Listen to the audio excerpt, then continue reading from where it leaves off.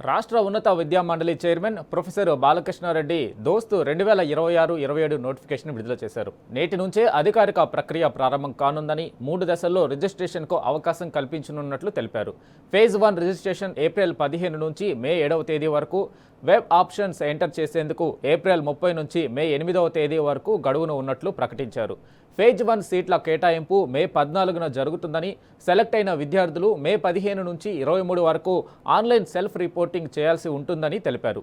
Phase 2 registration ప్రక్రియ మే 15 నుంచి 25 వరకు, వెబ్ ఆప్షన్స్ మే 15 నుంచి 26 వరకు, సీట్ల కేటాయింపు మే 30న జరగనున్నట్లు పేర్కొన్నారు. తరగతులు జూలై 1 నుంచి ప్రారంభమవుతాయన్నారు. థర్డ్ ఫేజ్లో మే 30 నుంచి జూన్ 15 వరకు రిజిస్ట్రేషన్కు అవకాశం కల్పించనున్నట్లు చెప్పారు.